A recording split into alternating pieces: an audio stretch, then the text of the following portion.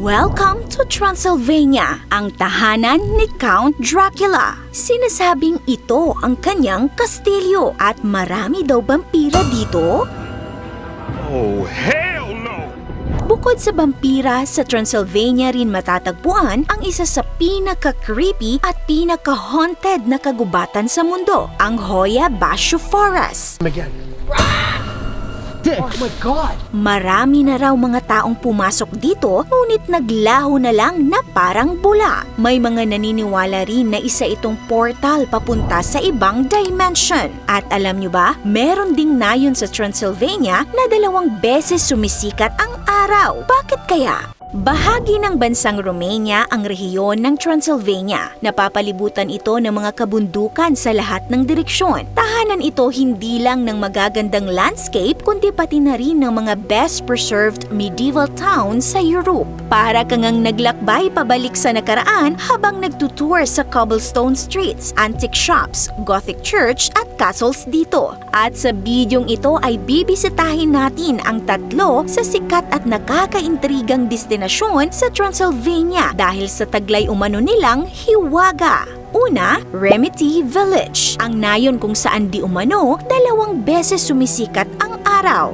Matatagpuan ito sa sentro ng Transylvania sa paanan ng Apuseni Mountains. Ang posisyong ito ang dahilan kung bakit tila 2 beses na sumisikat ang araw sa nayon. Well, hindi naman talaga totoo na 2 beses sumisikat ang araw in one day. Dahil lang ito sa nakapalibot na bundok sa nayon at ang anggulo ng araw kung saan ito sumisikat. Ang phenomenon na ito ay nangyayari tuwing buwan ng July. Ganito ang nangyayari. Sa pagsikat ng araw ay malalampasan nito ang bahagi ng nakapaligid na bundok. Ngunit kalaunan ay matatakpan ang araw ng mas mataas pa na bahagi ng bundok. Kaya nawawala ang araw at tila lumubog na ito. Hanggang sa malampasan nito ang tuktok ng bundok at muli itong lalabas. At sa perspektibo ng mga taga-nayon ay tila ito ay pangalawang sunrise na in just one day. Tila napakasarap maglakad-lakad sa village na ito dahil sa magagandang tanawin at payapang paligid. Ngunit hindi lahat ng lugar sa Transylvania ay ganito ang vibe dahil narito rin umano ang pinaka-haunted na kagubatan sa buong mundo, ang Hoya Basho Forest. Ito ang tinaguriang Bermuda Triangle ng Romania.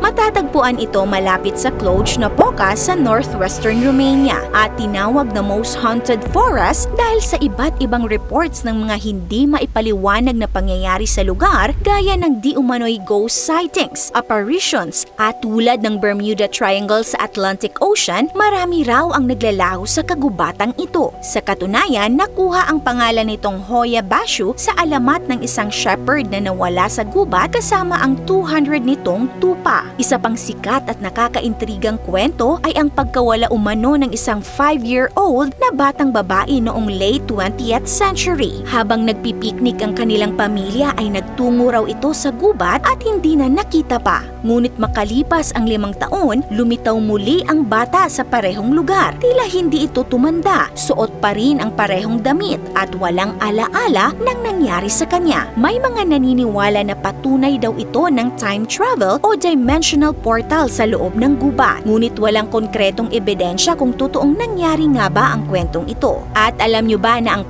nakakatakot na lugar sa gubat ay hindi sa pagitan ng mga punong ito? Kapag pinagpatuloy mo ang paglalakad ay mararating mo ang tinatawag na The Clearing, isang halos perpektong bilog kung saan walang mga puno ang tumutubo. Dito unang nakakuha ng atensyon sa international community ang Hoya Basho Forest noong 1968. Isang military technician na nagngangalang Emil Barnia ang nakakuha ng larawan ng isa raw UFO sa taas ng clearing. Mabigat ang kwentong ito dahil hindi naniniwala noon ang communist government ng Romania sa paranormal at itinuturing itong kabaliwan. At dahil sa claims ni Emil ay tinanggalan siya ng trabaho. Sa mga sumunod na taon ay nagkaroon ng iba't ibang reports ng paranormal sa gubat. Partikular malapit sa The Clearing kung saan nakararanas daw ang mga pumasok dito ng biglang pagbaba ng temperatura, pagkahilo, electronic device failure at hindi maipaliwanag na mga tunog at anino. Pero kapag sinabi nating Transylvania, ang una nating maiisip ay si Dracula o mga vampira. Ang totoo, si Count Dracula ay isa lamang fictional character na likha ni Bram Stoker. Tampok sa mga libro at pelikula ang karakter na ito na isang centuries-old vampire at Transylvanian nobleman. Pero alam niyo ba, si Count Dracula ay sinasabing hango sa totoo talagang tao. Si Vlad Dracula o Vlad the Impaler ay isang prinsipe ng Wallachia, Romania noong mid-1400s. Nakilala siya sa malupit na pagpaparusa sa mga kriminal at kaaway, partikular na ang pagtutusok sa kanila sa poste at pagdi-display nito sa town square. Ayon sa kwento ay aabot sa 30,000 na mga kalabang Turks ang napatay niya sa ganitong paraan. Maraming mga description sa aklat ni Bram Stoker ang nahahawig daw sa mga totoong lugar sa Transylvania. Isa na rito ang Bran Castle o Dracula's Castle. Itinayo ang palasyong ito noong 1377 sa Brasov County, Central Romania at naging tahanan ng iba't ibang royalty sa Transylvania. Pero noong 1960s, nung ang Romania ay pinamahalaan ng communist government, naisip nilang mas makabubuting i-market sa turismo ang isang lugar sa Transylvania na nauugnay kay Vlad. Kaya naghanap sila sa mga kastilyo at napili nila ang Bran Castle dahil napaka-gothic tingnan. May pagkakahawig daw ito sa palasyo ni Dracula sa libro dahil parehas itong matatagpuan sa isang mabatong bangin na mayroong magandang view. So ibig sabihin, hindi talaga dito nakatira si Count Dracula at pinili lamang ito ng Romanian government para sa turismo. Sa ngayon ay nagsisilbi ng isang event venue at museum ang palasyo. Mayroong lokal na paniniwala na ang Transylvania ay isang lugar kung saan pinakamalakas ang magnetic field ng Earth. Ngunit wala itong scientific evidence. Anuman ang dahilan kung bakit may aura ng misteryo ang lugar na ito, hindi maipagkakaila na marami ang naa-attract sa ganda at hiwaga ng Transylvania. Mga ka-awesome, kung nagustuhan nyo ang content natin ngayon, mag-comment ng yes. Alam mo ba, nasa 10 million katao ang namamatay bawat taon dahil sa high blood pressure. Ang nakakatakot dito,